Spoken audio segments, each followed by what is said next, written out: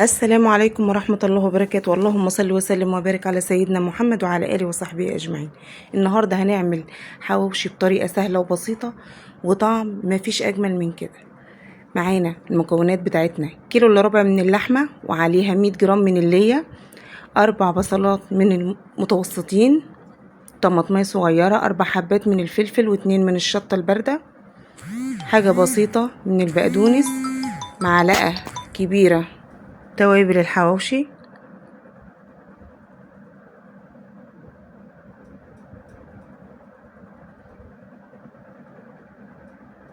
هنفرم البصل في الكبة، مش هننعم البصل قوي عشان احنا مش عايزينه ينزل كل المية اللي فيه. 3 ضغطات مثلا بالكبة.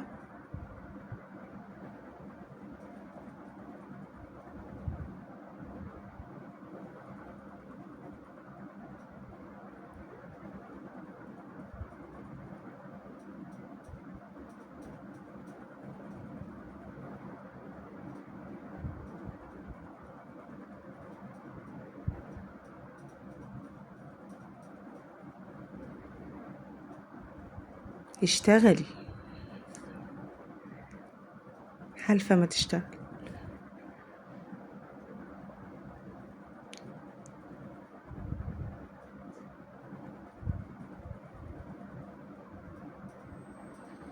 بعديها هنحط الفلفل بتاعنا،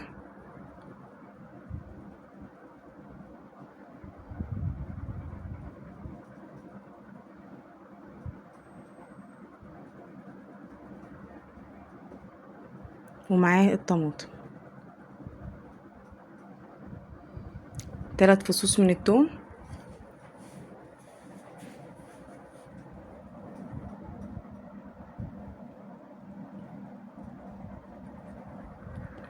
هنحضر مصفى صغيرة نحط فيها البصل مع الفلفل ينزل المية اللي فيه.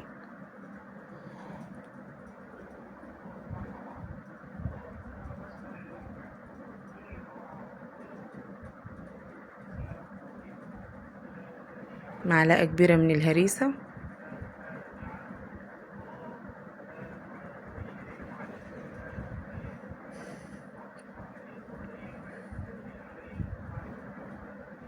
هنقلب الفلفل مع البصل، مش هنصفي كل المية اللي فيه، ضغطتين 3 بس كده علشان الحواوشي بتاعنا ما يبقاش كله مية والعيش يبوش مننا.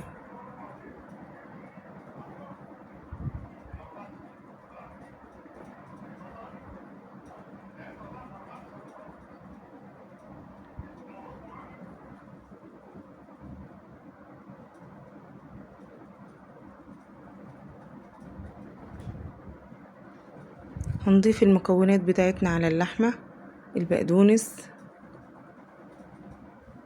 البيكنج باودر زي ما قلنا معلقة كبيرة. البيكنج باودر ما بيخليش اللحمة تلم في الرغيف زي ما بيحصل دايما.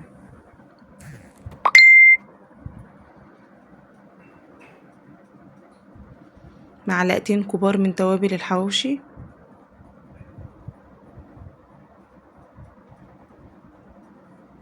الطريقة دي جميلة جدا يا جماعة، جربوها هتعجبكم جدا.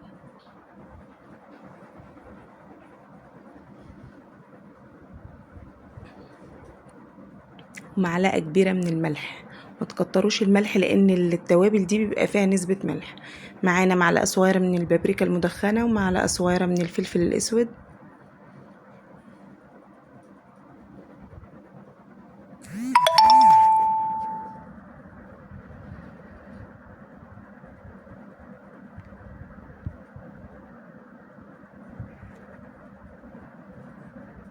الملح حطيناه، هنقلب بقى، اديها.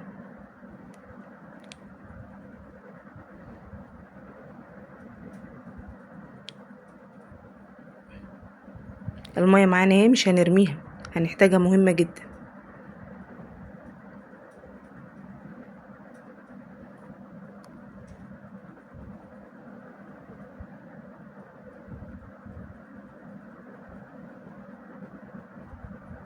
3 معالق من الزيت،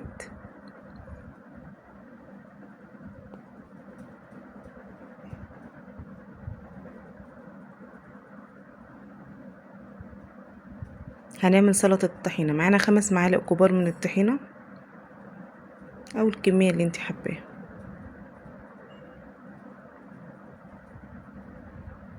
ربع معلقة من بودرة الشطة،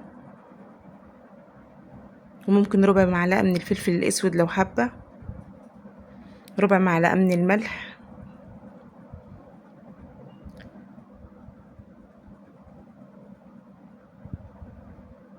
هنعصر نص ليمونة، ومعلقة كبيرة من الخل،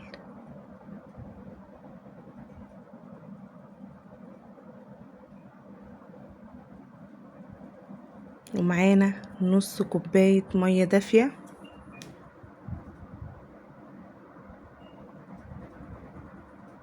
وفص ثوم. هنقلب ونبدأ نحط المية بالتدريج لحد ما نوصل للقوام اللي احنا عايزينه.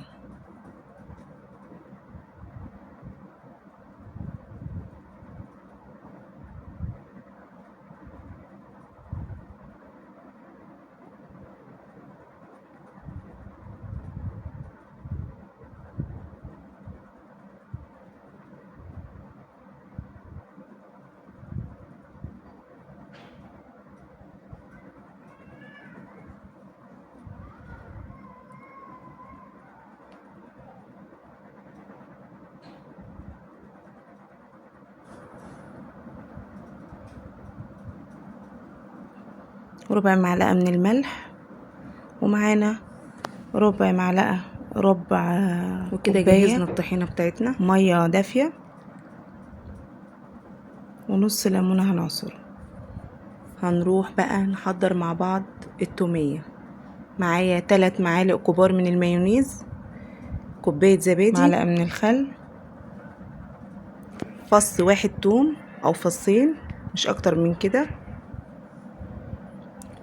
وربع معلقة ملح، حاجة بسيطة، وفص توم مهروس.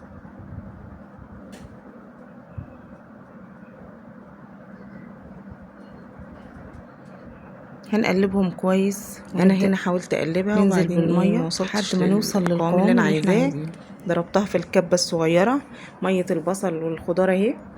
هنحط عليها 3 معالق كبار زيت، وهنبدا ندهن بيها الرغيف بتاعنا من جوه ومن بره.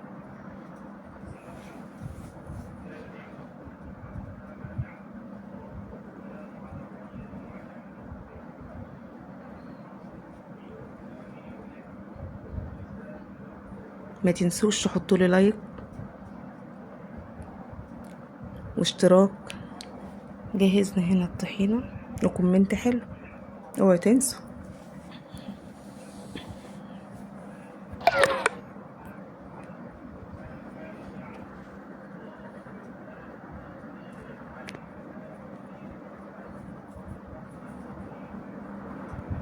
هنحضر مع بعض التوميه. هندهن الرغيف كويس. 3 معالق كبار من المايونيز، ده عيش بلدي يا جماعه، بنجيبه من اي فرن. العيش الابيض من الزبادي برضو، بس احلى رغيف في الحوش هو الرغيف ربع معلقه من الملح.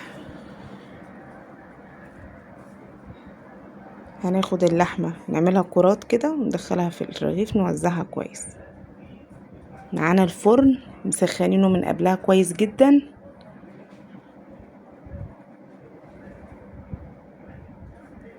لو الفرن بتاعك حامي حلو هتحطيه في الرف اللي في النص، لو ناره قليله شويه هتحطيه في الرف الاولاني من تحت اللي فوق الصاج على طول.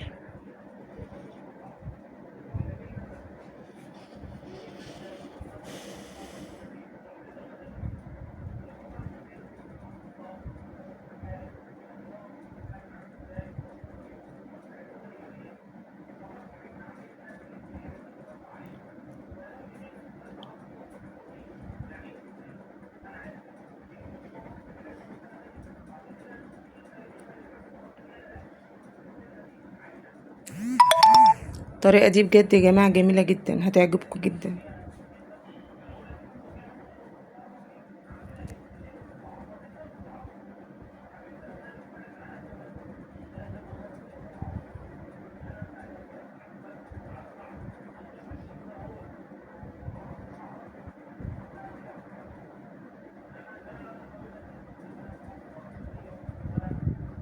طعمه وريحته بجد كان جميل جدا.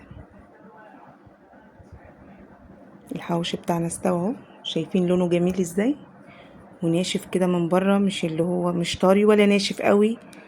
شايفين